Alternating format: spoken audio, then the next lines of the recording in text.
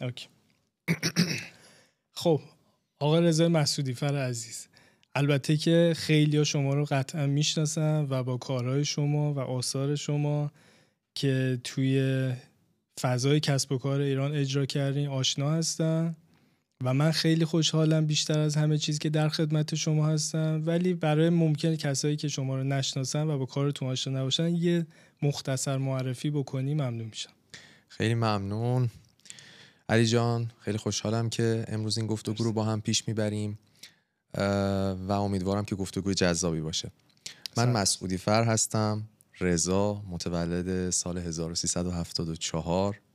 حدوداً 14 ساله که توی حوزه کسب و کارهای فناوری و تجارت الکترونیک فعالیت دارم و توی این سالها کسب و کارها و استارتاپ های مختلفی رو راه اندازی کردم که بخشی از اونها طبیعتاً با شکست مواجه شدن توی این مسیر به دلایل مختلف و بخشی از اونها هم کماکان در حال سرویس دهی و خدمت رسانی هستن.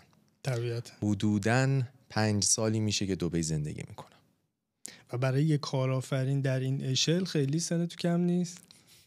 من حدوداً دوم دبیرستان بودم که اولین استارتاپ زندگیم رو راه اندازی کردم و شروع کردم کار رو. حالا معروف ترینش رو میخوای از معروف ترینش شروع بکنیم که یه ذره مخاطبینمون لمس کنن واقعا با چه کاراکتر جذابی داریم صحبت میکنیم، بعد قطعا میریم اون دوم دبیرستانی هم بهش میپردازیم. معروف ترینشون کدوم بوده؟ بزرگترین کسب و کاری که من راه اندازی کردم تترلند بوده، اکسچنج تترلند که از سال 1397 کارش رو شروع کرد توی حوزه کریپتوکارنسی و خب پرچالش ترین بوده، بزرگترین بوده، سرشار از فراز و نشیب‌های مختلف توی این سالها با تمام ناملایمتی هایی که از سمت رگولاتور و کشور و فضای حاکم بر کسب و کارهای آنلاین هستن ما مواجه بودیم. ولی خدا رو شکر بعد از گذشت 8 سال ما هنوز زنده هستیم، هنوز نفس میکشیم و هنوز داریم ادامه میدیم. خدا رو شکر. و گفتیم 5 سال اومدین امارات دبی، چی شد که تصمیم گرفتیم بیاین؟ تصمیمم برای اومدن به امارات در زمان تصمیم گیری و انجام بیشتر جنبه شخصی داشت و برای فضایی برای بهتر زندگی کردن بود و بیشتر انگیزه های کاری نداشتم. اصلا به فکر کار کردن توی امارات و راه اندازی کسب و کاری توی امارات زمان اومدنم و همینطور 1-2 سال ابتدایی اصلا نبودم و به دنبال فضایی بودم که به دور از هیاهو و اتفاقات و فشارها و تنش‌هایی که توی ایران وجود داره بتونم زندگیم رو سپری کنم توی تمرکز بیشتری و توی فضای آرامش بیشتری برای پیشبرد کارهام باشم. ولی توی این مدت همچنان کانکت بودی با ایران و مدیریت می‌کردی بیشتر بله. از راه دور بیزنس‌های توی ایران؟ بله کاملا. شدنی هست؟ چجوریه؟ شدنی که هست، به خصوص توی حوزه کاری که ما هستیم، یعنی کلا کسب و کارهای آنلاین و به خصوص کسب و کاری مثل ما که با لوجستیک درگیر نیست، با محصول فیزیکی درگیر نیست. یعنی ما یک پروداکتی رو داریم که خدمت هست، سرویس هست و درگیر با محصول فیزیکی نیستیم.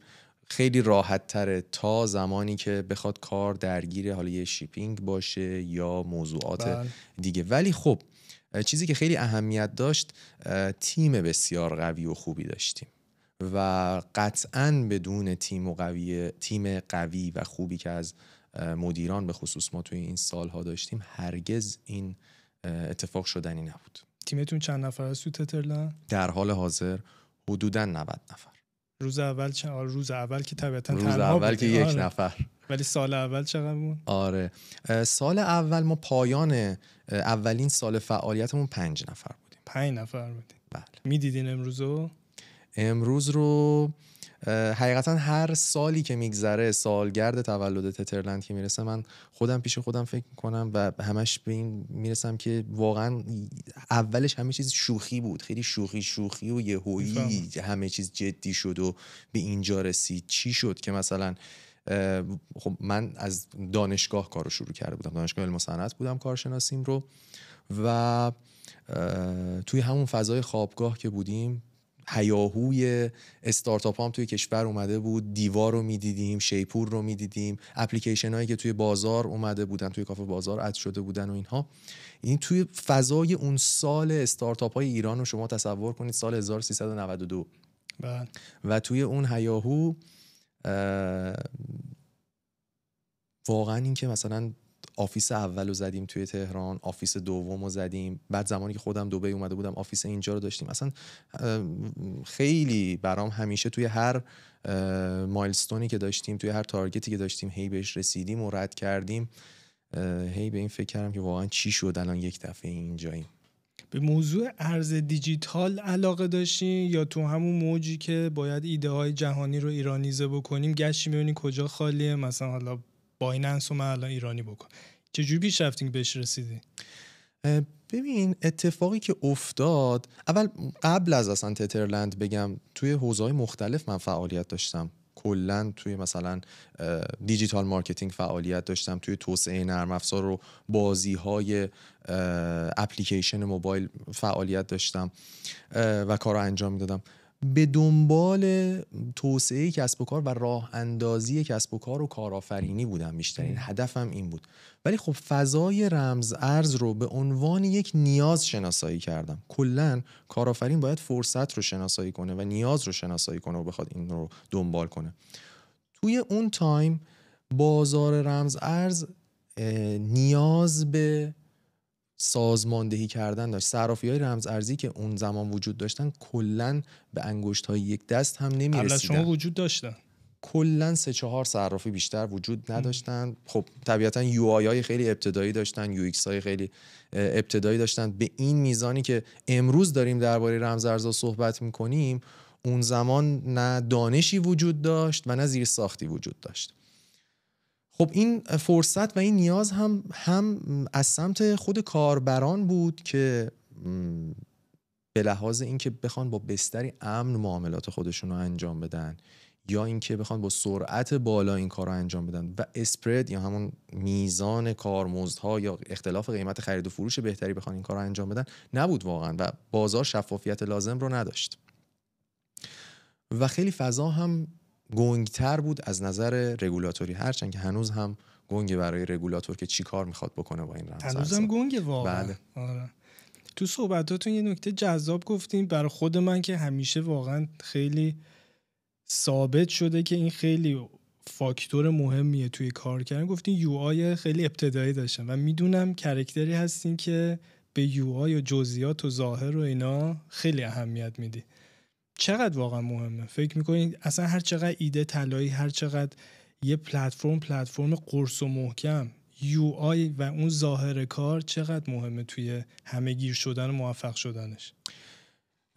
ببینید من خودم ذهنیت پروداکتی دارم.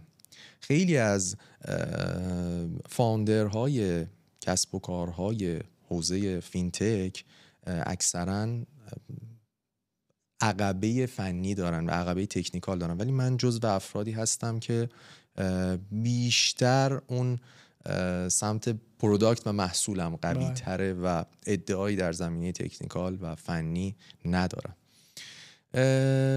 به نظر من پروداکت قلب اون سرویسی هست که داره ارائه میشه و اون مجموعه‌ای هست که داره اون سرویس دهی رو انجام میده. اینجوری بگم بهتره که پروداکت قلب اون مجموعه‌ای هست که داره عرضه میکنه هر خدمتی رو. اهمیتش بسیار بالاست. من یکی از مثال‌هایی که میتونم بزنم توی سال‌های اخیر موفق بوده خود مجموعه کیوسکه. درسته که ما رسانه‌های زیادی رو داریم در امارات، چه قدیمی ترها و چه رسانه‌هایی که اخیراً سعی کردن به قولن سری توی سرها در بیارن و بخوان پیشرفت کنن، ولی یکی از نقاط موفقیت و نقاط متمایز کیوسک نسبت به سایر رسانه‌ها همین یوآی جذابی بود که داشت و در نهایت تو دل همون رسانه، با اینکه توی فضای اینستاگرام، حالا درسته وبسایت هم وجود داره ولی من فضای اینستاگرام رو میخوام مثال بزنم، اون کاتگورایزی که روی اخبار انجام میشه، چه توی استوری ها چه توی پست ها، واقعاً دسترسی کاربر رو به اخبار و مطالعه کردن توی کیوسک خیلی راحت تر کرده و باعث شده که کیوسک رسانه متمایزی باشه نسبت به سایرین توی امارات برای ایرانی‌ها. خب یه دوم دبیرستانی اشاره کردیم، میخواین یک گذرا کوتاه بریم ببینیم که واقعا قبل از تترلند چیا باعث شد که آجر به آجر ساخته بشه بیاد بالا تا شخصیت و تجربه امروزی شما رو شکل بده. خب ببین، من همیشه دنبال این بودم که کسب و کاری آنلاین رو راه اندازی کنم و کارهام همه آنلاین باشه، درگیر کار سنتی نباشم. این فکر و این ایده همیشه همراه با من بوده و واقعا عشقی بوده که درون من وجود داشته. اولین استارتاپی که راه اندازی کردم انجمن روبیک بازان ایرانی بود تو زمان فیسبوک. هنوز هم صفحهش فعال هست و وجود داره، اما خب فعالیتی نداره. و خب یه کامیونیتی رو توی روبیک بازای ایرانی راه اندازی می‌کردیم. حدوداً اون زمان 1100 نفر یه کامیونیتی بود. بله، توی زمان فیسبوک اون تایم، و هم فروشگاه داشت، هم مسابقات برگزار می‌شد، هم آموزش. توی این فضا جلو اومدم. زمانی هم که خب دوران کارشناسیم بودم، کسب و کارهای دیگه‌ای رو توی حوزه بازی‌های موبایلی و همینطور در زمینه اپلیکیشن های مثلا آموزشی و دیجیتال مارکتینگ راه اندازی کردم که عمدتاً همشون هم شکست خوردن. درسته مقطعی میتونستم به درآمدی باهاشون برسم، ولی نمیتونست از مرحله MVP فراتر بره اون استارتاپ ها و متوقف میشد یه جایی. خب تجربه کمتری هم داشتم، هم به لحاظ کاری هم به لحاظ سنی، ولی در نهایت چکیده تمام اون تجارب و اتفاقات بود که باعث شد کسب و کاری مثل تترلند و کسب و کارهای بعد از تترلند که راه اندازی شدن، از جمله فروشگاه ولت نارنجی، از جمله زیپی، دبی بلیت و در نهایت کسب و کار مادری که راه اندازی کردیم، سکوی تبادل فردا، صندوق مالی تبادل فردا که بازوی سرمایه گذاری کسب و کارهای ما هستن. همه اینها بخواد شکل بگیره، بین راه باز هم هنوز استارتاپ های شکست خورده ای رو داشتیم و خود من فردی هستم که ابایی از شکست ندارم و شکست جزئی از مسیره. بله. چند درصد کسب و کارهایی که کارآفرین موفق راه اندازی میکنه مثلا میانگینش چند درصدش به شکست منجر میشه؟ طبق آماری که وجود داره به صورت رسمی از هر 10 استارتاپی که راه اندازی میشه 9 تاش توی 4 سال ابتدایی شکست میخوره. پس نباید ناامید بشین. بله ببینید، در واقع اسمشو نباید شکست بذاریم، اسمشو باید بگذاریم تجربه برای ادامه مسیر. شما زمانی که یک کسب و کاری رو راه اندازی کردی، یک استارتاپی رو راه اندازی کردی، توی اون استارتاپ به موفقیت نرسیدی، اگر همونجا رها کنی شکست خوردی. ولی اگر نه سویچ کنی، بری سراغ فرصت دیگه، نیاز دیگه، اون موقع است که اون تایمی که برای کسب و کار یا استارتاپ قبلیت گذاشتی میشه یادگیری که برای کسب و کار بعدیت داشتی. میفهم. و دیگه معنی شکست نمیده. شکست جایی که ول کنی، گیواب. ولی خیلی موقع خب متاسفانه اینو ما حسش نمی کنیم. یعنی اون 1 2 تا 3 تا شکست میبینیم میگیم من مال این کار نیستم، یا مثلا برم، میدونی یهو مسیر رو عوض میکنیم دیگه. ولی انگار همیشه یه نفر باید بالا سرمون باشه، نه آقا واسه این بخشی از کاره، بخشی از مسیر، باید ادامه بدی. دقیقاً. ببین مسائل خیلی زیادی مطرح میشه، برای همینه که میگن حضور منتور در کنار یک کارآفرین یا فاوندر چقدر میتونه کمک کنه. یا گاهی اوقات حالا توی استارتاپ هایی که تک فاوندری هستن خیلی سخت تره، ولی زمانی که یک تیم وجود داره، کوفاندرها وجود دارن، باز این مسائل میدونید هی اون سرخوردگیه رو کمتر میکنه. بله. از دبی بلیت اسم بردین. شما با حالا تترلند که هستین و طبیعتا اینجا دارین، از همینجا دارین مدیریت میکنی، یا به ایران هم قاعدتا رفت آمد دارین؟ اینطوری نیست که کلا توی این مدت نه رفت آمد نداشتم. البته هفته گذشته هم آخرین هفته‌ای بود که من سمت و نقش اجرایی توی تترلند داشتم و مدیر عاملی تترلند رو واگذار کردم و دیگه نقش مدیر عاملی رو توی تترلند ندارم. خسته نباشین. پس قربانشون. بعد از 8 سال یه استراحت نیاز داری. بله. خب حالا که توی دبی هم یه اسم آوردین، دبی بلیت، و دبی بلیت شناخته شده است اینجا به عنوان یه میشه گفت پلتفرمی که داره تفریحات و گردشگری دبی رو به توریستایی که از ایران میان به امارات میفروشه و تا جایی که من در جرم سرویس‌های خوبی هم داره ارائه میده. ولی میخوام یه پله برگردم عقب. شما وقتی می‌خواستین این بیزنس رو راه اندازی بکنی تصمیم گرفتین حالا که من مهاجرت کردم امارات دوباره جامعه هدفم رو از بین ایرانی‌ها انتخاب بکنم. چه نکات مثبتی داره چه نکات منفی داره؟ ببین چیزی که مهمه فرصت و نیازیه که وجود داره. اصلا تفاوت توی این نیست که ما داریم به چه ملیتی سرویس رو ارائه میدیم.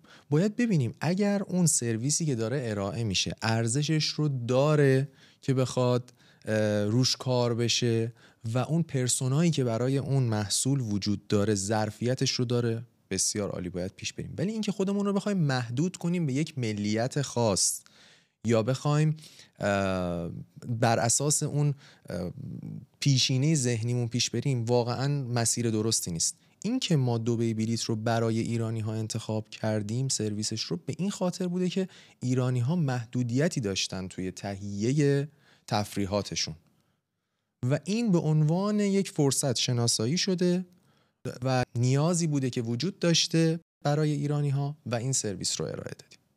ولی تهدیدایی هم وجود داره دیگه، قطعاً. مثل الان شرایط جنگ و پس از جنگ و قبل از جنگ. بله. یعنی یهو بیزینس رو با ریسک مواجه میکنه.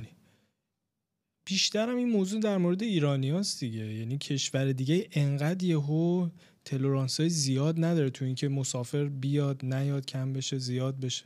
100%. ببینید کلاً ایران کشوریه که قابل پیش بینی نیست رفتارها و تغییرات سیاسی و اجتماعی که توی اون اتفاق میفته و برای همینه که سرمایه گذارهای خارجی تمایلی به ورود به کشور ندارن و همینطور از سمت دیگه کسب و کارهای ایرانی ولیو پایینی دارن و یکی از دلایلی که والیویشن زمانی که برای کسب و کارهای ایرانی انجام میشه ارزش پایینی برای اونها ست میشه، ریسک هایی هست که برای سرمایه گذار وجود داره. مثالش رو بخوایم بزنیم از بزرگترین کسب و کار آنلاین کشور دیجیکالا ارزش ذاتی بسیار زیادی داره، شاید حتی چند میلیارد دلار، ولی ارزش معاملاتی اون میاد کمتر از 1 میلیارد دلار حتی معامله میشه. چرا؟ به خاطر اینکه ریسک ها رو وقتی سرمایه گذار میبینه و از اون طرف کسی که میخواد جذب سرمایه انجام بده، یعنی فاوندرهای قبلی و مدیران فعلی وقتی میخوان انجام بدن خودشون میدونن شرایط رو که سرمایه گذار با این شرایط و این حراج زدنی که به قیمت استارتاپ ها هست میتونه بیاد و جذب بشه. راهکاری هم براش فکر کنیم وجود داره؟ راهکارش از دست ما خارجه. یعنی خیلی ببینید همیشه یک سری عوامل هستن، عوامل درونی هستن، شما میتونید تغییرش بدید، ولی یک سری عوامل خارج از کسب و کار هستن، عوامل بیرونی هستن، شما نمیتونید روی اونها تغییری داشته باشید یا تأثیری بگذارید. ما زمانی که داریم از شرایط کشور صحبت میکنیم، از سیاست کشور صحبت میکنیم، از نحوه برخورد حکومت با کسب و کارها صحبت میکنیم، دیگه جایی برای اینکه بخواد یک کسب و کار داخل اون تغییری ایجاد کنه واقعا نیست. ما توی کسب و کار خودمون زمانی که بانک مرکزی درگاه پرداخت تترلند رو مسدود کرده بود پارسال، یعنی درگاه پرداخت آنلاین، من اونو نفهمیدم چرا این کاری کرد؟ به فکر و خیال این که میتونن ارز رو کنترل کنن. هزاران کار دیگه انجام داده. قبل از اون 3 سال گذشته محدودیت گذاشتن به 25 میلیون تومان خرید رمز ارز. اون زمان قیمت دلار توی بازار آزاد حدوداً 28 هزار تومان بود. الان ما داریم چه اعدادی رو از دلار میبینیم؟ 115-120 هزار تومان. حالا تا زمانی که منتشر بشه این مصاحبهمون نمیدونیم به چه عددی برسه، ولی در کل با این فکر و خیال اینها رو وضع کردن. خب ببینید درگاه پرداخت یک کسب و کار آنلاین یعنی شریان حیاتیش، یعنی اون رگ اصلی که داره واقعا پول رو پمپاژ میکنه و وارد میکنه به کسب و کار و همه اون رو وقتی از بین میبری چیزی نمیمونه دیگه. بله. و تو مدتی که رسما خاموش شد سیستم، شما فکر میکنم چی کار کردین واقعا؟ توی زمان جنگ یا پارسال با قطع درگاه ها. قطع درگاه. ببینید خب ما پوستمون کلوف شده توی این سال، پوستمون کلوف شده بود به واسطه تمام اتفاقاتی که افتاده بود. ما سرویس های جایگزینی رو ارائه کردیم، مثل واریز شناسه‌دار، مثل واریز کارت به کارت که کاربران میتونستن وجوه رو منتقل کنن و اتوماتیک کیف پولشون شارژ میشد. به هر حال میگن که یا راهی خواهیم یافت یا راهی خواهیم ساخت. دقیقا. دبی بلیت چند سال شده؟ دبی بلیت 2 سال و 1 ماه. حالش در این 2 سال و 1 ماه چطور بوده؟ مثبت می‌بینی؟ حال دبی بلیت تا قبل از اردیبهشت امسال خیلی خوب بود. خیلی خوب بود. یعنی هم روند فروشمون، روندی که داشت پروداکتمون پیش میرفت و مسیری که کسب و کار داشت طی می‌کرد، ولی واقعاً اون موشک هایی که به کشور اصابت کرد به دل تمام کسب و کارها هم خورد و دبی بلیت هم کسب و کاری بود که مستثنا از این قاعده نبود. بسیار ضربه های سنگینی به ما وارد شد، ولی باز هم کماکان ایستادیم و انگیزه داریم و ادامه میدیم. درسته که فروشمون به شدت افت کرده به واسطه اینکه اصلا مسافر و توریستی از ایران نمیتونست یه مدت وارد بشه. بعد از اونم قدرت خرید مردم به شدت کم شده، مردم واقعا توی زندگی های شخصیشون تحت فشار هستن، ولی با این حال ادامه میدیم، انگیزه داریم و امید داریم به آینده بهتری که انشالله فرا میرسه. انشالله ما همه امیدواریم، به امید زنده ایم. بزرگترین درسی که تو این چند ساله از زندگی توی دبی یاد گرفتین چی بوده؟ بزرگترین درسی که گرفتم اینه که تأثیری بوده که شهر دبی روی من گذاشته. شهری که سراسر تغییره و این رو یاد میگیری که باید منعطف باشی و با تغییرات خودت رو وفق بدی و خودت هم سعی کنی تغییر ایجاد کنی توی کارت، توی زندگیت. و موضوع دیگه میتونم به سرعت اشاره کنم. دبی شهر سریعیه و ناخودآگاه ریتم زندگی هر کسی که توش هست و ساکنه هم سریع میشه. سریع لذت بخش یا سریع عذاب آور؟ سریع لذت بخش. ببینید یه سریع داریم مثل سریع زندگی کردن توی ایران که سریع عذاب آور و کلافه کننده دقیقاً، ولی سریع اینجا لذت بخشه. و یه نکته دیگه که وجود داره، جسارتی که توی تک تک اتفاقاتی که توی شهر میفته، یعنی از زیرساخت‌ها و خدمات فرضاً شهری که وجود داره، مالی وجود داره، اتفاقات توی معماری این شهر وجود داره، توی همه چیز شما اون جسارت رو میبینی و اون جسور بودن رو توی تمامی تصمیم گیری های حاکمیتی و تصمیم گیری های مدیریت، حتی مدیریت شهری اینجا میتونی ببینی. و خب این الهام بخشه که آدم توی کسب و کار خودش جسورتر عمل کنه، توی زندگی شخصی خودش بخواد جسورتر عمل کنه. توی مدیریت و حاکمیت یک شهر این جسارت یا هر ویژگی مثبت دیگه‌ای همیشه از بالا به مردم منتقل میشه یا امکانش هم هست یه موقعی برعکس هم بره؟ یعنی من میخوام بدونم که منم دارم به صحبت شما فکر میکنم میبینم خب بالا داره منتقل میشه، یعنی اون حاکم شهره که این جسارت، پیشرو بودن و حالا همه ویژگی‌های مثبتی که وجود داره توی دبی داره سعی میکنه به مدیرای رده 2 3 مردم به همه منتقل بکنه. برعکسش هم میشه؟ بله. ببین این سوال بیشتر ما داریم درباره کالچر صحبت میکنیم، شاید یه دیدگاه جامعه شناسی باید وجود داشته باشه به این مسئله و بحث فرهنگی که اینجا حاکمه. فرهنگ طبیعتاً دو طرف است. یعنی ما بخوایم مثال بزنیم از یک گروه کوچیک، گروه دوستان کوچیک که بخواد وجود داشته باشه که نمونه یک جامعه کوچیکیه که وجود داره، شکلگیری فرهنگا و انتقال فرهنگا و حفظ کردن این فرهنگ، همه اینها اهمیت داره که چطور این فرهنگ از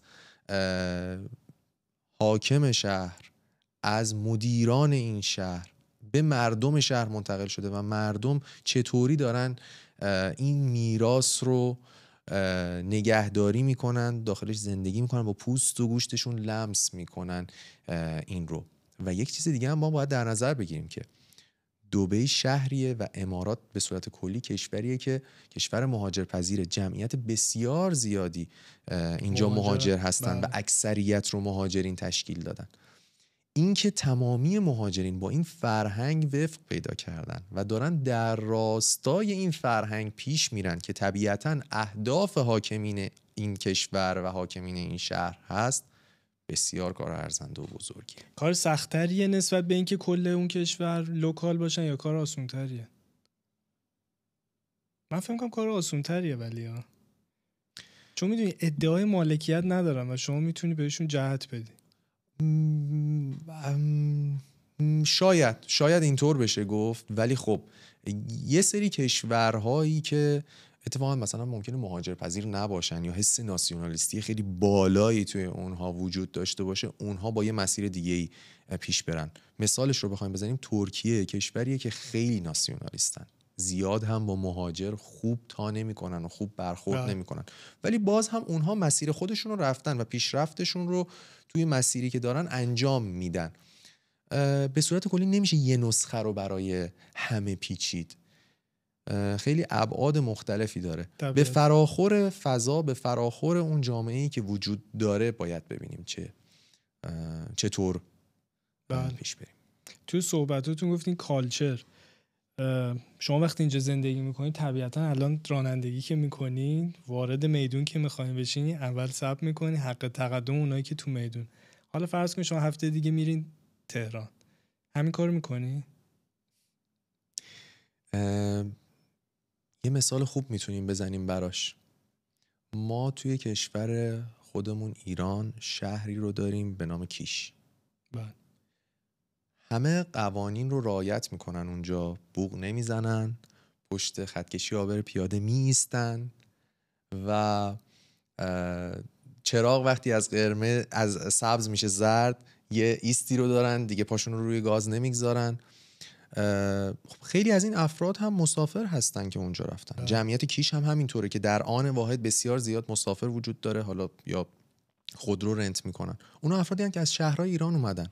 پس چی میشه وقتی که برمیگردن به شهرهای خودشون؟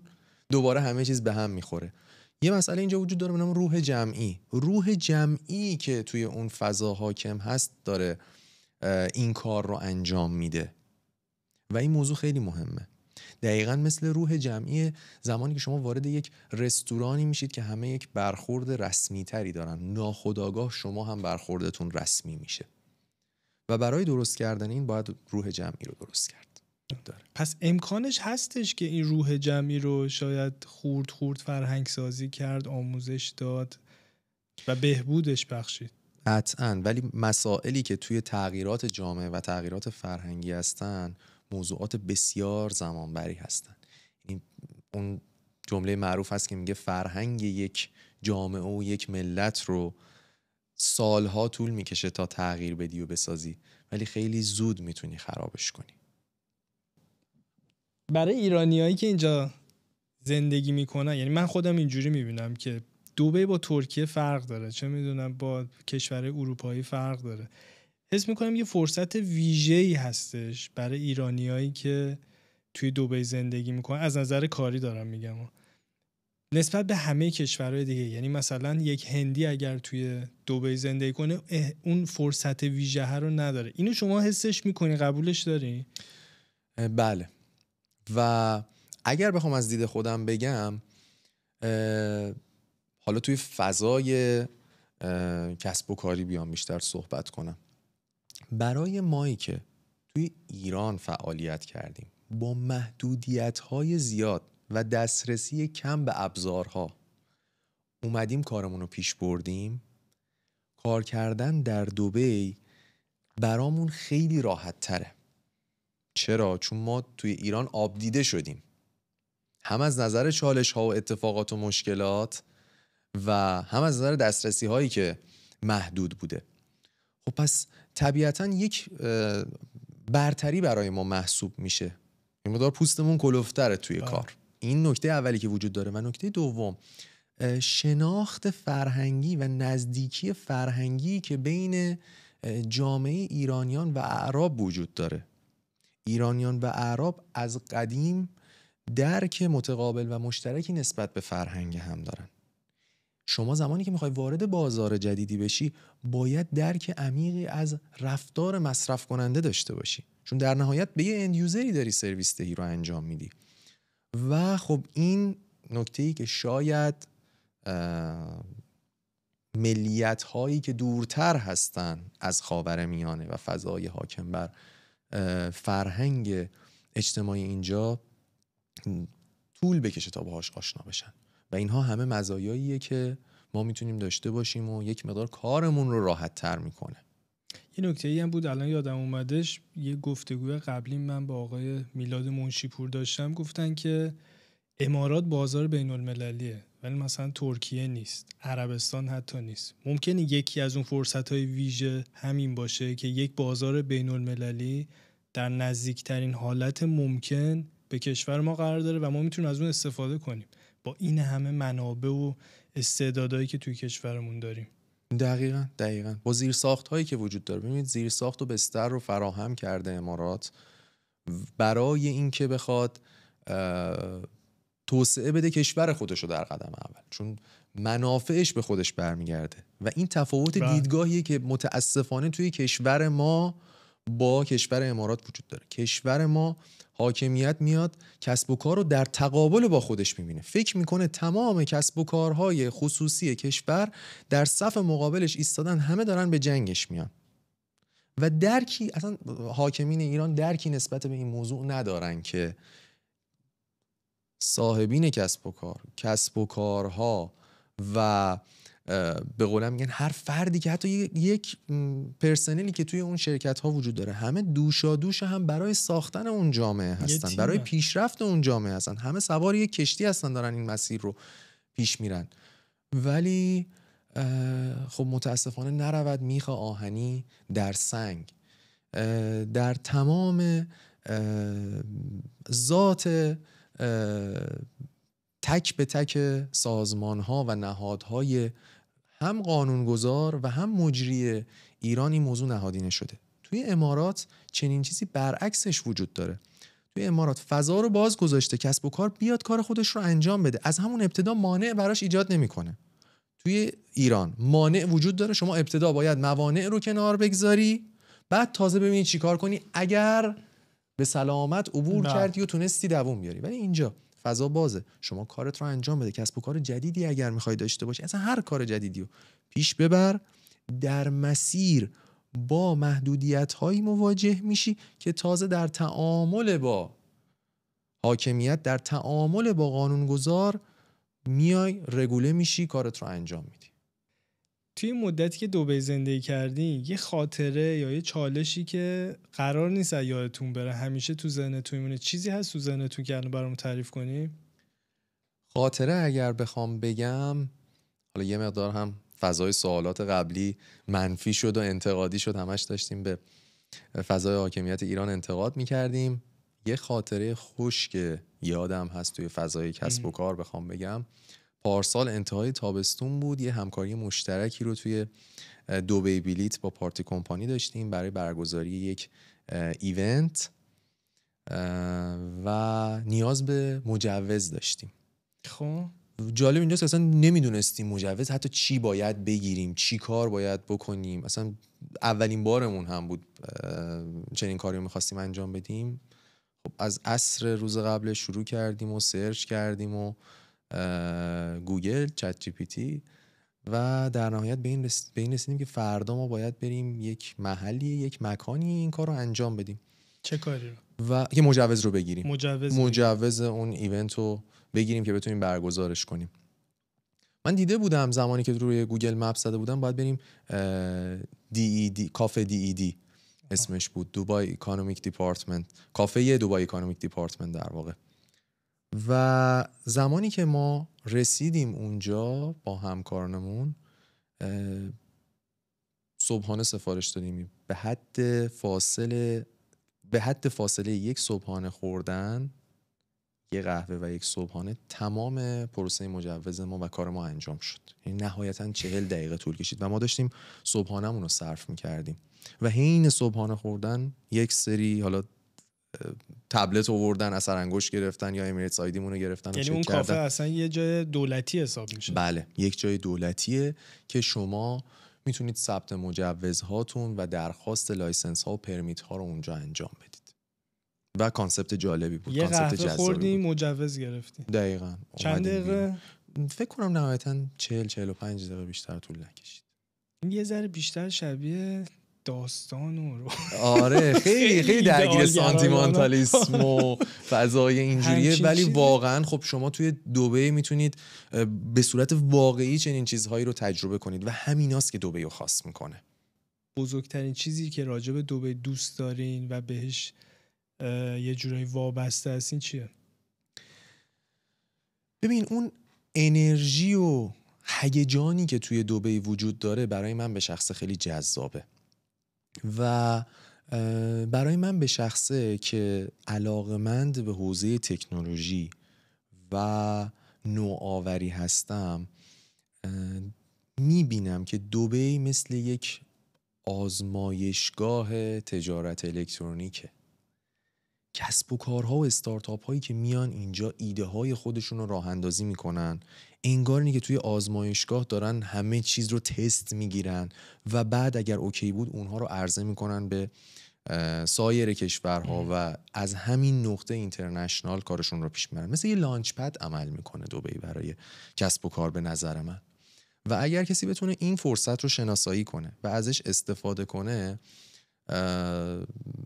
دقیق وارد بشه با برنامه ریزی و با هدف، میتونه نتیجه خودش رو بگیره.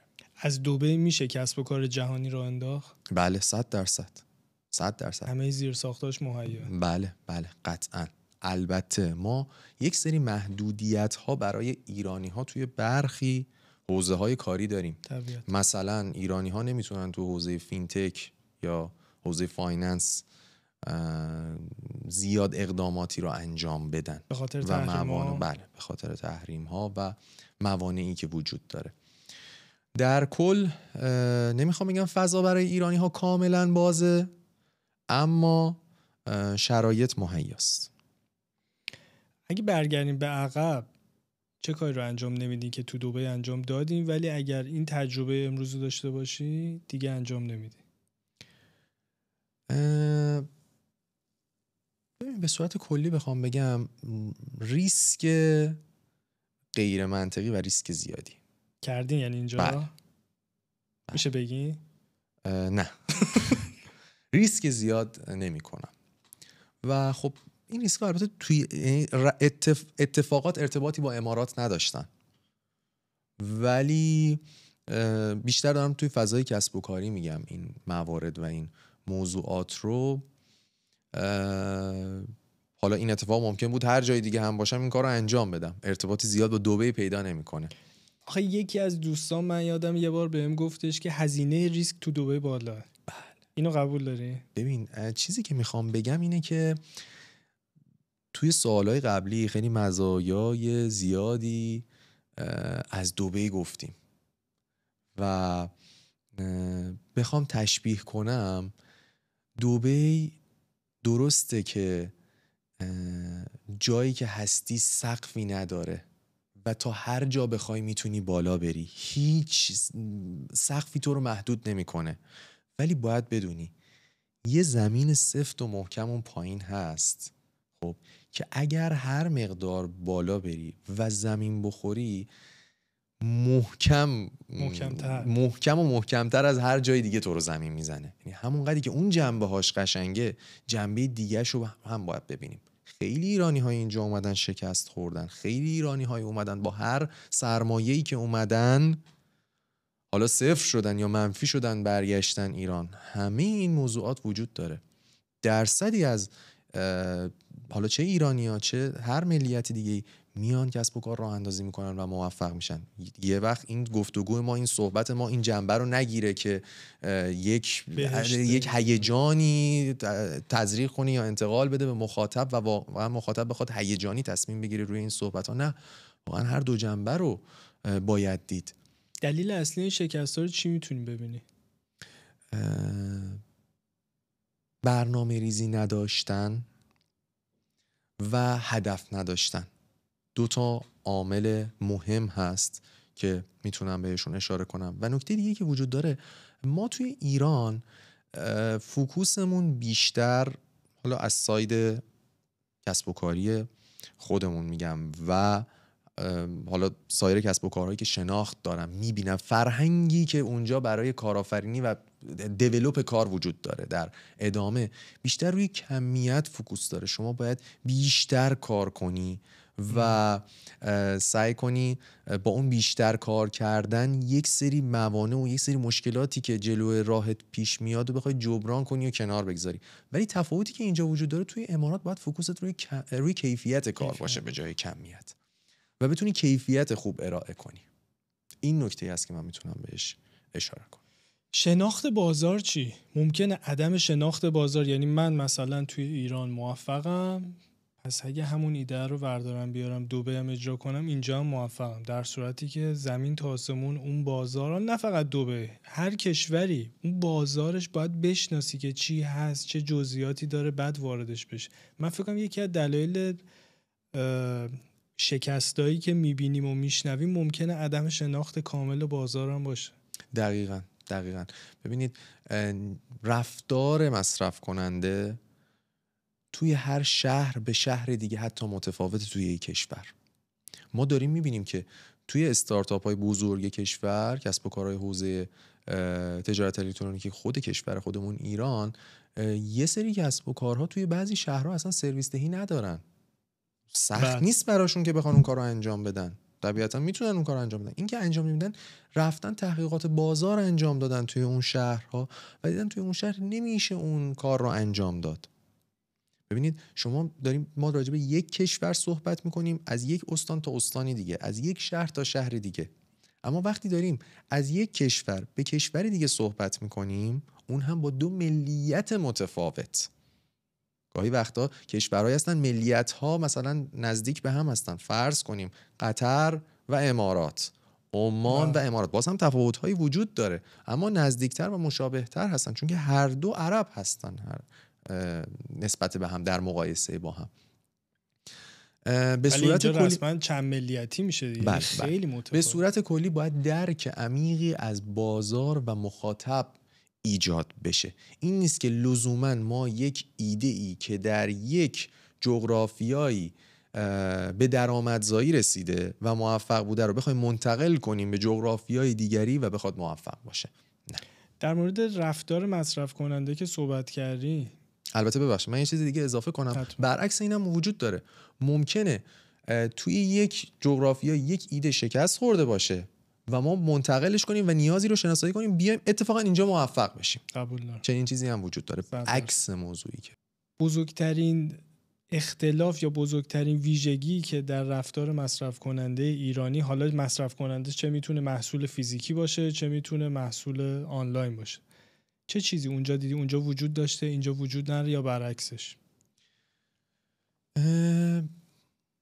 مخاطبین کسب و کارهای ایرانی حساسیت به قیمت بالاتری دارن، یعنی حساس به قیمتن و توی امارات به واسطه درآمد عموم جامعه حساسیت کمتری نسبت به قیمت وجود داره و مخاطبین حاضرن برای دریافت خدمات، برای رفاه بیشتر که تایمش رو سیو کنه، هزینه بیشتری پرداخت کنه. این یکی از مهمترین عوامل و تفاوت‌هایی که بین این دو کشور وجود داره. یعنی درباره ایران و امارات داریم صحبت می‌کنیم. یعنی پس میشه گفت حاشیه سود اینجا بالاتره؟ نه الزاماً، به خاطر اینکه هزینه ها هم بالاتره.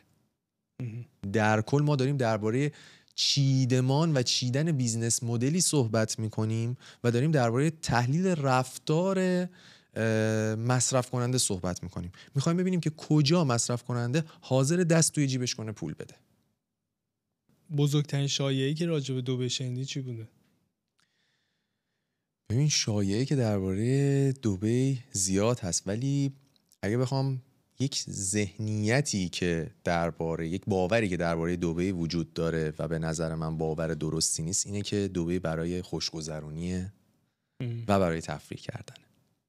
درسته که دبی سراسر زرق و برق و شاپینگ مال و برج‌های لوکس و مدرن داره، ولی زمانی که توی اون چند هفته زندگی کنیم، نه فقط سفر اومده باشیم، متوجه میشیم که پشت همه اینها چقدر انرژی برای کار کردن وجود داره و شما چه انرژی رو باید توی این شهر صرف کنی و یاد میگیری از اون روح جمعی که توی شهر حاکمه، که هر روز وقتی بیدار میشی باید یه ورژن بهتر از خودت باشی برای اینکه یه قدم بخوای بری جلو و قدم برداری به سمت اهدافت. و واقعا این باور به نظرم درست نیست که اینجا فقط جای خوش گذروندن و خوشیه. نه، ساید دیگه‌ای که این سکه داره بحث کسب و کاریش هست که خیلی برای کارآفرینا میتونه جذاب باشه.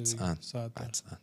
توی این نکاتی که هستش همیشه مثلا خیلی‌ها میذارن تو مقام مقایسه، میگن خب چرا مهاجرت کنیم به دبی یا چرا تو دبی زندگی کنیم، پاسپورت نمیده دبی. ببین پاسپورت انگار خیلی خب مهمه برای همه. یعنی من دارم مسیر زندگیمو عوض میکنم، میرم یه مسیر دیگه، یه پاسپورت به من بدین دیگه.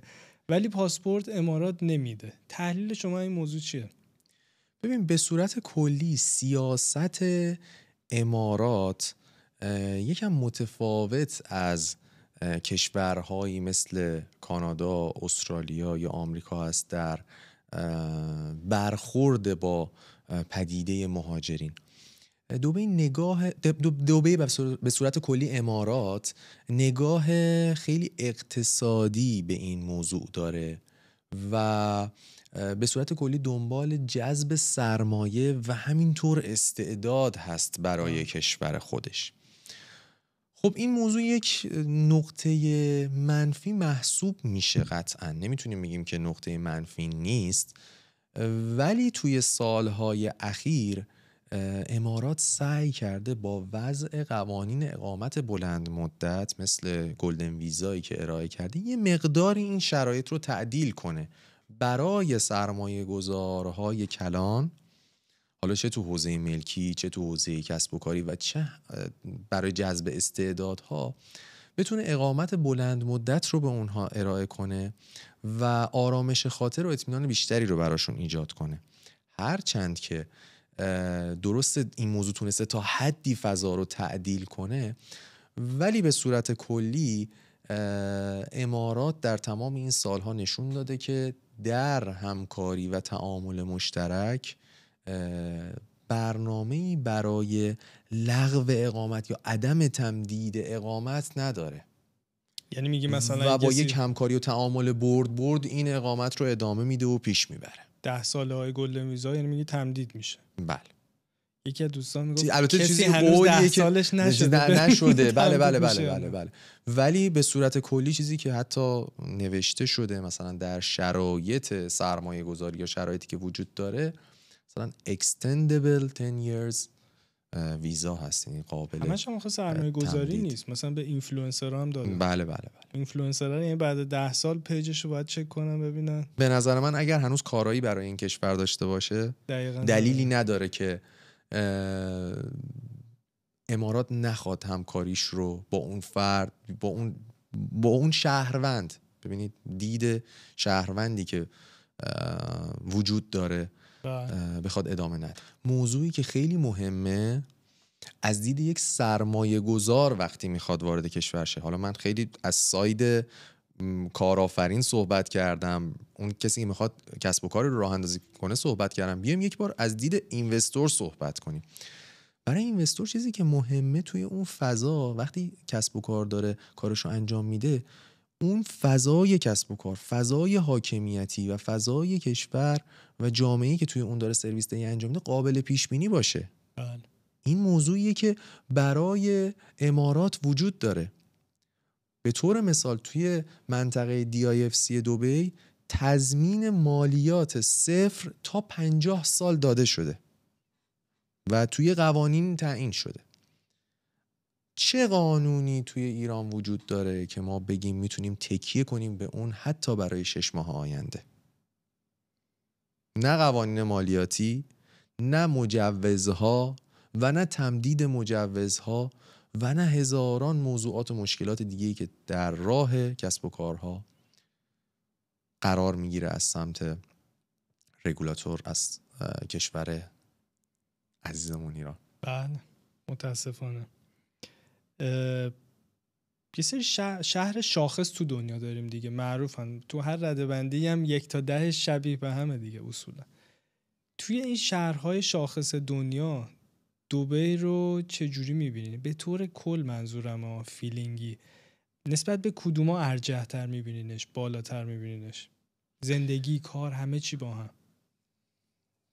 ببین اگر بخوام این موضوع رو درباره‌اش صحبت کنم، دبی یه ترکیبیه از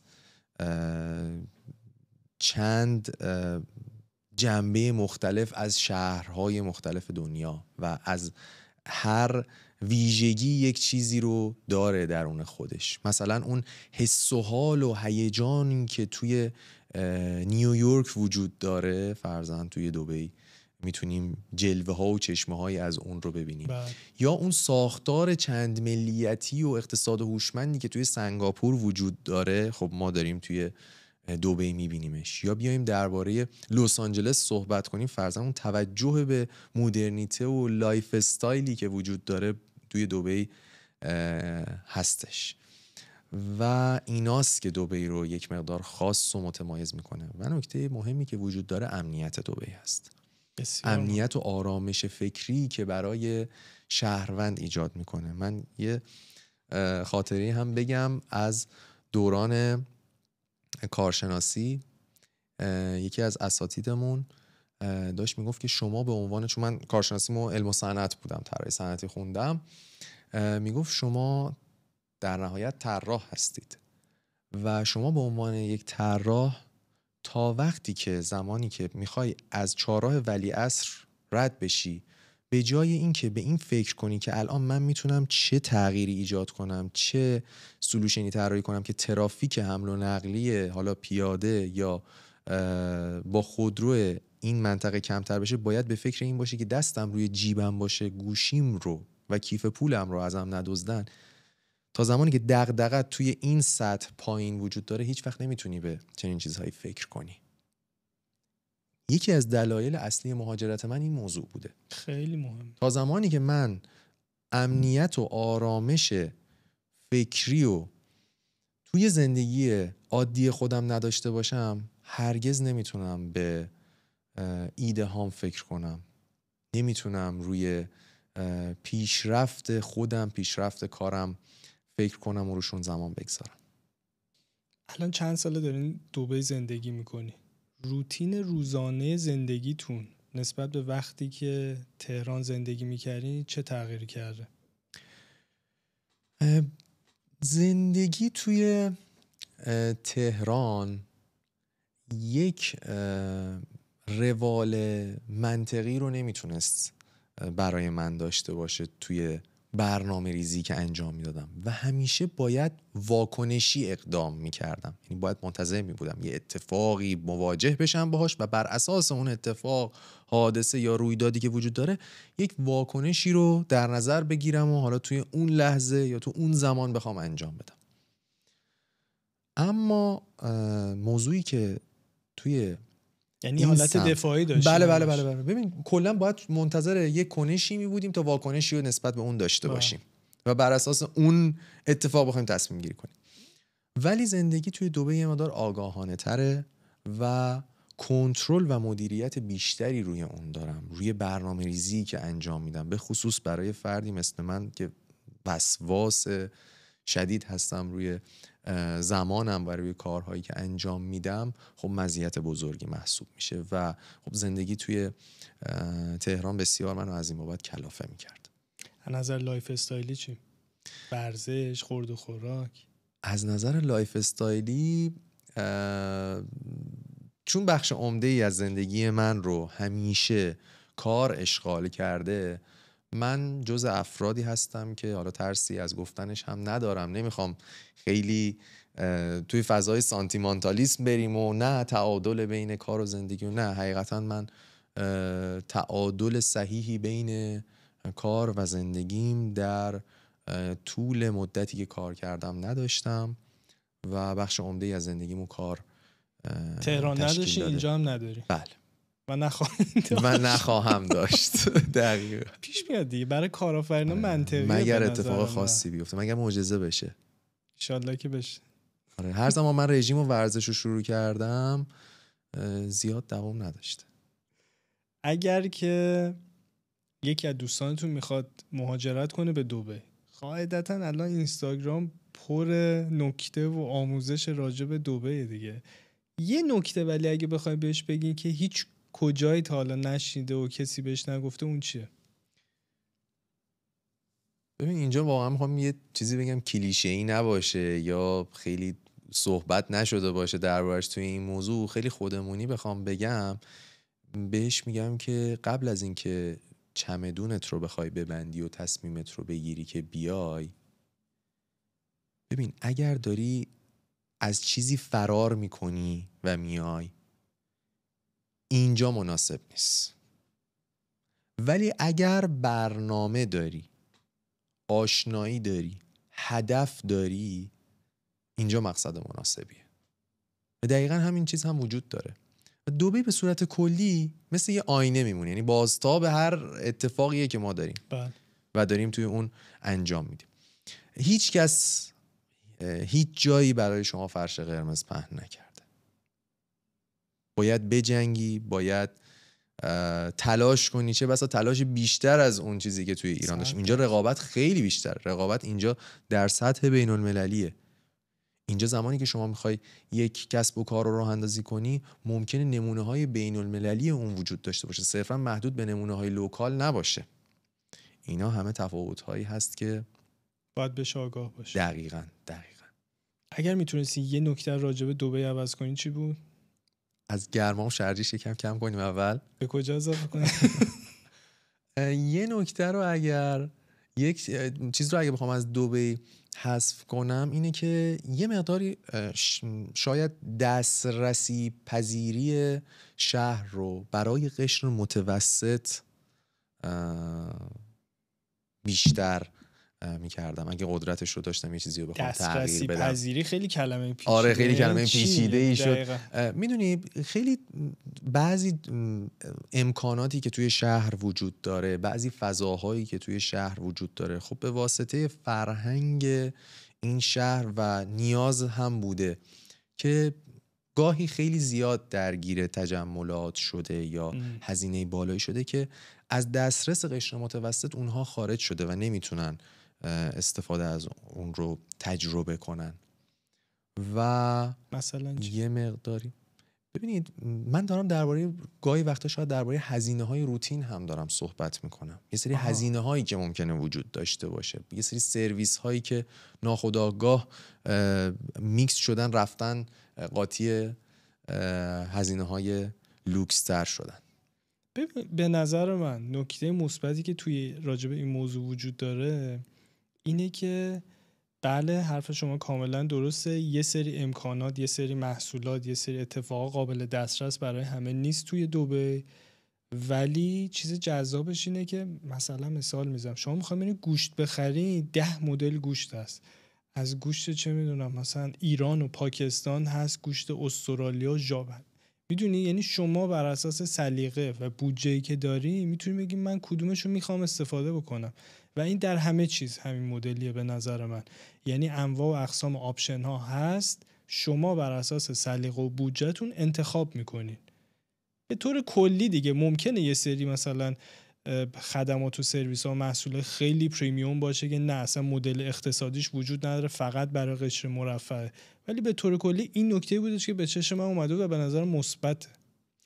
ببین درسته، حالا شما درباره مایحتاج مثالی رو زدید، ولی من بیشتر دارم درباره یک سری اکسپریانس هایی که ممکنه توی یک سری تفریحات مثلا وجود داشته باشه صحبت میکنم و اینجا اختلاف طبقاتی وجود داره زیاد. در امارات و در دبی اختلاف طبقاتی هم زیاد هست، علیرغم که شاید از بیرون خیلیا نبینن و ندونن. این چهره اینستاگرامی دبی رو همه دیدن و فکر میکنن دبی اون چیزی که توی اینستاگرام وجود داره، ولی دقیقاً مثل اون شکاف اجتماعی و شکاف طبقاتی که تمامی کشورها و جوامع دنیا دارن، یعنی نه فقط محدود به ایران خودمون نیست، دارن اینجا هم هست و دیده میشه و مشهوده و وجود داره. پیج اینستاگرامتون هم دیدم که پابلیکه. بله. قطعاً دلیل‌ها برای یک کارآفرین دلیل‌های بیزینسی پشتش هستش که پیجشو پابلیک کرده. چقدر پرسونال برند یا اون وجهه عمومی شما توی فضای مجازی توی سوشال مدیا رو برای یک صاحب کسب و کار امروز مهم میدونی؟ شاید تا چند سال قبل، دهه قبل اینطوری بگم بهتره، کار کردن روی پرسونال برند و تقویت پرسونال برند یه انتخاب بوده، ولی الان تبدیل شده به یه دارایی. توی این مسیر هم که کسب و کارهایی که من داشتن طی می‌کردن، به خصوص تترلند، نیاز به این بوده که مردم بدونن و ببینن صاحبین این کسب و کار و مدیران این کسب و کار رو و بتونن اعتماد بیشتری داشته باشن به اون کسب و کار به عنوان یکی از آیتم هایی که نیاز هست در حوزه مالی. خب چون ما با پول و سرمایه و دارایی مردم سر و کار داریم. ولی به طور کلی من درباره پرسونال برندینگ بخوام صحبت کنم اینه که برای یک کارآفرین یه دارایی محسوب میشه و یک بیمه هست. چرا؟ چون که ممکنه شما سرمایه مالیت رو از دست بدی، ممکنه حتی تیمی که داری رو از دست بدی به واسطه هر اتفاقی که بیفته، اما اگر پرسونال برند قوی داشته باشی مجدد هم میتونی اون سرمایه رو به دست بیاری به واسطه کسب و کاری که راه اندازی میکنی و هم بتونی تیم موفقی رو مجدد بسازی. نکته خیلی جذابی رو گفتین. بله. ولی این 15 سال پیش 10 سال پیش نبود. ببینید بوده، ولی با فرمت دیگه‌ای بوده، میزان اهمیتش تا این حد نبوده و حالات دیگه‌ای داشته به صورت کلی. کسی هم تا حالا اومده فیدبک بده از حالا مشتری‌ها و کاربرای تترلند مستقیم به دایرکت شما؟ فت و فراوون زیاد، علل خصوص زمان جنگ 12 روزه که خب واقعا واریز و برداشت ها مسدود شده بود، ارتباط قطع شده بود و حتی دارایی شخصی خود من هم در تترلند و سرورهایی بود که اونجا داشتیم. بلاک نبود، صرفا واریز و برداشت رو بسته بودیم به خاطر حفظ امنیت و حملاتی که روی زیرساخت کشور وجود داشت. و خب خیلی پیام دریافت کردیم، خیلی پیام ها با لحن های متفاوت و از لینکدین و اینستاگرام و توییتر مورد نوازش قرار می گرفتیم توسط کاربران و واقعا یا مثلا درد و دل که همدلی. بله ببینید همدلی که نبود، همه با لحن بدی صحبت می‌کردن دیگه، اینجوری بخوایم بگیم. یعنی هیچ کی اینطوری در جریان نبودش که شما تصمیم گیرنده این شرایط ببینید اصلا یک انتخاب نبود، یک الزام بود که ما باید این کار رو انجام میدادیم، یعنی قدرتی برای تصمیم گیری برای اون موضوع نداشتیم و صرفا پاسخی که داشتیم بدیم به کاربرا، چه از جانب خود من چه از جانب همکاران پشتیبانی مجموعه، این بود که واقعا این تصمیم برای حفظ اون دارایی شماست و برای امنیت اون دارایی شماست. شما اگر داراییتون رو با تأخیر 10 روزه دریافت کنید، زمانی که اوضاع آروم بشه و مجددا فعالیت برگرده به روال عادی دریافت کنید، خیلی بهتر از این که تا دارایی وجود نداشته باشه و بعداً سالها چیزی رو دیگه نمیتونید دریافت کنید. دقیقاً. و واقعا خدا رو شکر که از اون مقطع گذر کردیم. روزهای بسیار سختی بود، باید همدردی کرد به هر حال با کاربری که سرمایه و داراییش توی اون پلتفرمه. نه تنها پلتفرم ما، تمامی پلتفرم های رمز ارزی، پلتفرم های طلا هم با همین موضوع مواجه شده بودن. ولی گذر کردیم از اون شرایط و روزهای سختی که بود. پیش بینیتون از روزهای پیش رو چیه؟ پیش بینی قشنگی نیست. قشنگی نیست. و واقعا روزهای سختری به نظر من در راه هست، به خصوص با اخباری که در همین هفته اخیر شنیدیم، محدودیت‌های جدیدی که قرار میگیره و باید ببینیم حالا تغییرات ژئوپلیتیکی کشورمون به چه ترتیبی پیش میره و با چه سیاستی میخوان این موضوع، این مسئله رو هندل کنن. فکر می‌کنید کسب و کارهای ایرانی براش آماده هستن؟ ببینید کسب و کارهای ایرانی توی این سالها انقدر فشارهای زیادی رو متحمل شدن، به خصوص اتفاقاتی که بعد از سال هم 1398 1401 و همینطور 1404 اتفاق افتاد. حالا 2 مورد قبل مسائل اجتماعی که کسب و کارها گریبانگیر شدن باهاش و گریبانگیرش شدن، و هم موضوعات جنگ خیلی شکننده هستن کسب و کارهای ایرانی. ما دیدیم توی همین جنگ اخیر موج تعدیل هایی که برای کسب و کارهای حتی بزرگترین هاش، اونهایی که لیدر حوزه خودشون بودن، پیش اومد.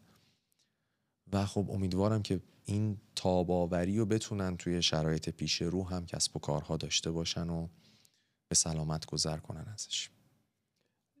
کسب و کار شما، بیزینسی که شما داشتین، البته خیلی مرتبط با این موضوعی که میخوام بگم نیست، ولی مثلا یادمه توی دوران جنگ مثلا مردم به یه سری کسب و کارها مثل رستورانا خیلی اعتراض میکردن و میتوبیدن که اصلا برای چی بازیم، برای چی پست میذاری اینستاگرام، حال مردم فلانه، خجالت بکشی اینا. نظر تو چیه؟ واقعا اونا قاعدتاً که هممون میدونیم که اون کسب و کار مجبوره که با هزینه‌هاشو باید کاور بکنه، حقوق پرسنل باید بده و باید اونجا رو چراغش رو روشن نگه داره، ولی یه همچین فشار اجتماعی هم میومد پشتش. به نظرتون حق با کی بود؟ همین موضوع سال 1401 هم اتفاق افتاد و ما شاهدش بودیم. ولی به صورت کلی از طرفی باید بدونیم که توی اون شرایط و حال و هوا فشار روی جامعه و فشار روی مردم به شدت بالاست از نظر روانی و مردم در شرایط نرمال و طبیعی قرار ندارن. این مسئله اولی که باید درک بشه. و موضوع دومی که باید دیده بشه اینه که کسب و کار بخوایم تشبیهش کنیم مثل یک انسان میمونه، جان داره، نفس میکشه، تحت فشار قرار میگیره، یه جایی از پا در میاد، یه جایی حتی ممکنه عمرش به پایان برسه و از بین بره. دقیقاً تمام اون فشارهایی که ما داریم توی زندگیمون تجربه میکنیم، مثلا فشارهای اقتصادی که به زندگی شخصیمون وارد میشه، همون فشارها به کسب و کارها وارد میشه و یک جایی کسب و کار ناچاره، اصلا داره دست و پا میزنه فقط زنده بمونید. مثل یک فردی که دست گذاشتن روی گلوش دارن خفش میکنن، هر کاری میکنه برای اینکه الان رها بشه و بخواد فقط زنده بمونه، ولو چند ثانیه بیشتر، چند دقیقه بیشتر. کسب و کار هم همچین حالتی رو داره. باید بیایم یه مقدار منطقی تر نگاه کنیم به این موضوع. در مسیر ساخت و توسعه یه بیزینس یه سری اتفاقا میفته که در ظاهر اگر صاحب اون کسب و کار تجربهش رو نداشته باشه مثل یک فاجعه واقعیه، یعنی میگه تموم شد. اما کسی که تجربه داره میدونه که این بخشی از کار، بخشی از مسیره و خیلی ساده، حالا نه لزوما خیلی ساده، ولی به هر حال از این رد میشه و اون کسب و کار به مسیر خودش ادامه میده و زنده میمونه. توی کار شما تا حالا همچین مواردی داشتین که بخوایم بهش اشاره کنی؟ قطعاً ما مسیر پرفراز و نشیبی داشتیم. بزرگترین مشکلی که بخوام خدمتتون بگم، 3 ماه بعد از راه اندازی تترلند ما به دستور دادستان کل کشور فیلتر شدیم و ماه بعدش مصوبه‌ای از سمت هیئت وزیران اومد که گفتن رمز ارز، پدیده رمز ارز و معاملات رمز ارز به صورت کلی قاچاق هست. این رسما شخص من تبدیل شده بودم به یک قاچاقچی متحرک در کشور و داشتم زندگی میکردم. خب ببینید، چالش ها یک دستش از سمت حاکمیت وارد شده، یه دسته چالش ها و مشکلات و بحران ها از دل تیم وجود داره. ما مشکلات فنی که داشتیم، مشکلاتی که سمت مارکتینگمون داشتیم، سمت پروداکتمون داشتیم، و همه اینها موضوعات و مشکلاتی هست که هر روز در مواجهه با اونها بودیم و این مسیر رو طی کردیم. چیزی که از مشکلات مهمتر هست نحوه برخورد با مشکلات و نحوه برخورد با بحرانه، که اونجاست که عامل تعیین کننده است و باعث میشه که فرق بین یک مدیر خوب و مدیر عالی، فرق بین یک کارآفرین خوب و کارآفرین عالی و در نهایت یک تیم خوب و تیم عالی، چون هیچ وقت یک کارآفرین، هیچ وقت یک مدیر به تنهایی کاری رو از پیش نمیتونه ببره. اون روحیه‌ای که باید ایجاد کنه، اون انگیزه‌ای که تو تیم بخواد ایجاد کنه و که بخواد مسیر و مشکلات و موانع رو پشت سر بگذارن اهمیت داره. توی دبی فرصت رشد ارگانیک برای کسب و کار وجود داره تا انتها، تا موفقیت، یا فقط با سرمایه گذاری و پول میشه به موفقیت رسید؟ ببین، درسته که پول و سرمایه به عنوان یک بوستر عمل میکنه و تایممون رو سیو میکنه و ما رو جلوتر میندازه، ولی تضمین کننده نیست. و به صورت کلی در ابتدای راه اندازی و در ابتدای مسیر بیزنس هیچ وقت ما نمیتونیم بگیم چون که خرج بیشتری برای این ایده داشتیم و این ایده با هزینه بیشتری مثلا راه اندازی شده لزوما موفق میشه یا به نتیجه میرسه. اون عمل کرد و اون جنبه عملگرا بودن اون تیم یا کارآفرین بیشتر اهمیت داره در فضایی مثل فضای کار دبی. شما در حال حاضر سرمایه گذاری هم میکنین روی ایده‌های مختلف؟ بله، ما کسب و کاری رو به نام صندوق مالی تبادل فردا داریم که هم ایران، امارات، عمان و ترکیه سرمایه گذاری هایی رو انجام دادیم. و اگر ما یک ایده خوب داشته باشیم چه جوری باید پرزنتش کنیم برای سرمایه گذاری که جذب بشه؟ در واقع ارائه، میخواد سوال دقیقم اینه، یک ارائه خوب، یه موقع از ما ایده خوب داریم ولی همون که خوب ارائهش نمیدیم به سرمایه گذار فیل میشه، نمیتونه سرمایه گذار رو جذب بکنه. چه جوری باید خوب ارائه کرد یه ایده رو؟ خلاصه بخوام بگم این که اول با شور و هیجان نباید با سرمایه گذار صحبت کنیم. سرمایه گذار دنبال هیجان شما نیست، دنبال یک دلیل منطقی برای سودآوریه. باید اینو شفاف بدونیم. نکته دوم این که سرمایه گذار در مواجهه با ایده های بسیار زیادی قرار داره در طول یک هفته کاری خودش. باید بدونیم که سرمایه گذار دنبال این هست که بدونه شما چه راهکاری برای عملی کردن و اجرای اون ایده دارید، چه تیمی قراره این رو انجام بده. پس پرزنت کردن تیم اهمیت خیلی زیادی داره در این مسیر. نکته بعدی که وجود داره اینه که عدد و رقم به سرمایه گذار مطرح کنیم. سرمایه گذار عاشق شنیدن عدد و رقمه، عاشق شنیدن بیزنس مدل و مدل درآمدی شماست. خوشبینانه باید اونا رو اعلام کرد یا بدبینانه؟ هر 3 سناریو، واقع بینانه، خوشبینانه و بدبینانه رو باید پیش روی سرمایه گذار گذاشت. چرا؟ به خاطر اینکه اون موقع سرمایه گذار به اطمینان بیشتری میرسه که شما آمادگی مواجه شدن با این سناریوها رو دارید. اگر بدبینانه پیش رفت شما چه تغییر مسیر، چه تغییر استراتژی میخواید بین راه داشته باشید و همه اینها اهمیت زیادی داره.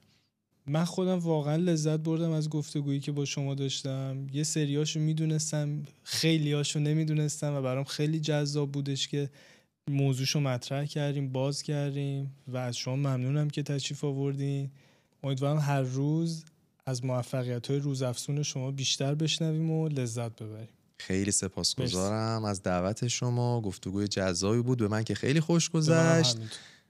من یک یادگاری رو هم آماده کردم برای شما تقدیم حضورتون کنم. یه معرفی کتاب هم میخوام داشته باشم چون که من خیلی روی این موضوع همیشه دوست دارم این نکته هم منتقل بشه. کتاب سیپینس هست، ترجمهش البته فکر کنم با نام انسان خردمند توی ایران منتشر شده و وجود داره. مرسی، خیلی زحمت کشید. ممنون، بسیار ارزشمند، عالی.